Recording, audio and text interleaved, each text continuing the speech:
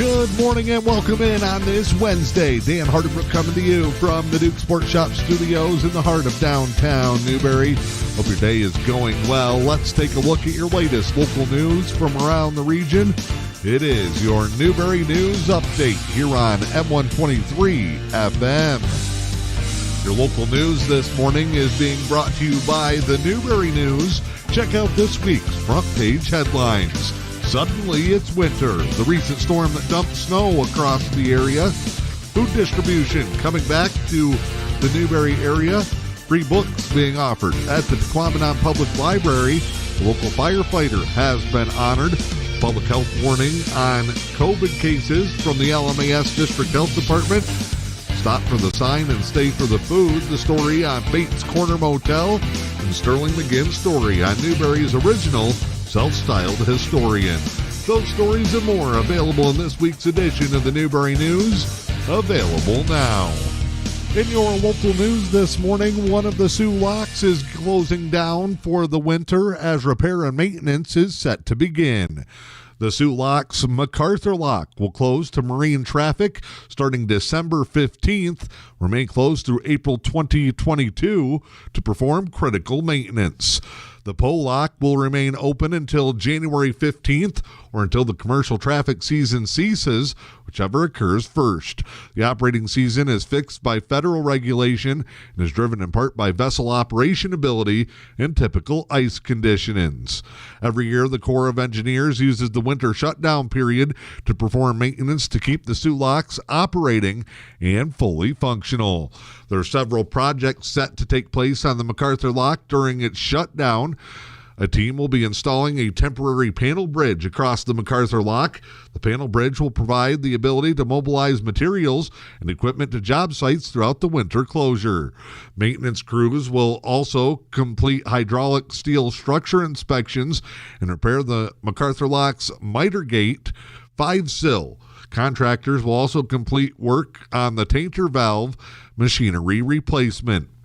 Morris Wallace Construction Incorporated has been awarded $7.276 million to replace that tainter valve machinery.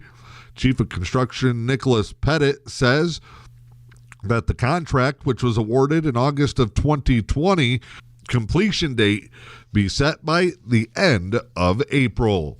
In addition to all of that work, crews will also perform a wide range of other seasonal maintenance, including fender timber replacements on the piers to inspections and preventative maintenance on electrical and mechanical systems.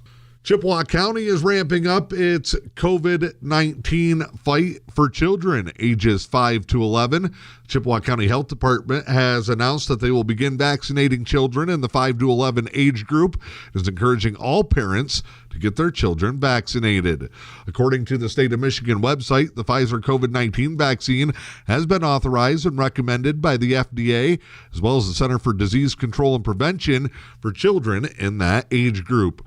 The dose is a child-sized third of the adult vaccine and is shown to be nearly 91% effective during its clinical trials. It was announced in early November that the Pfizer vaccine was approved for children. Last week, the Chippewa County Health Department released COVID-19 vaccine statistics for the county, saying that children 5 to 11 years old had only seen an 11.9% initiation rate, with less than 1% fully completed. Meanwhile, residents 12 to 19 years old have a 44.85% initiation rate, with less than 40% completed, leading the health department to focus more on getting the younger population vaccinated in Chippewa County. The Coast Guard Sector Sault Ste. Marie is teaming up with Lake Superior State University to create a new marketing internship for interested students. The internship will be designed to give students hands-on marketing and public relations experience in the federal workforce and a glimpse of life in the Coast Guard while supporting its missions. Students will get to work closely with active duty members and get underway with Coast Guard small boat stations and aircrafts. The program was officially launched with a signing ceremony back in November. The Sector Sault Ste. Marie is responsible for all Coast Guard missions on Lake Superior, northern Lake Michigan and Huron and surrounding areas of navigational waterways. It includes search and rescue, law enforcement, aids to navigation, marine safety, and homeland security. Students interested in the program contact their program coordinator or LSSU's academic services for more information. Governor Gretchen Whitmer has announced that $3 billion in refunds will now be issued for Michigan drivers. Whitmer announced the refunds in a move to give back excess money to drivers. The Michigan Catastrophic Claims Association has acted upon Whitmer's call to return the surplus funds to Michigan policyholders. The process will see $400 per vehicle refunded to drivers and is set to begin immediately. Checks are expected to arrive in the second quarter of 2022. In November, Governor Whitmer called for the issuing of refund checks to consumers from its projected $5 billion surplus. The MCCA voted unanimously to approve the issue. That is a look at your latest local news from around the region. It is your Newberry News Update here on M123 FM. Time now to check in with sports this morning. Michigan defensive lineman Aiden Hutchinson has been named a finalist for the Heisman Memorial Trophy. The award, which annually selects the top player in college football, will see Hutchinson join Pittsburgh quarterback Kenny Pickett, Ohio State quarterback C.J. Stroud, and Alabama quarterback Bryce Young as the finalists in New York. Hutchinson led the Wolverines to the number 2 ranking in the final college football playoff pairings and a New Year's Eve date with Georgia in the Orange Bowl. Young and Alabama will take on Cincinnati in the Cotton Bowl on the other day in the other national semifinal. Meanwhile, Pittsburgh and Ohio State will see their quarterbacks, Pickett and Stroud, play in New Year's 6 bowl games. Hutchinson is looking to become the 4th Wolverine in school history to win the Heisman and the 2nd defensive player ever, along with former Michigan alum Charles Woodson.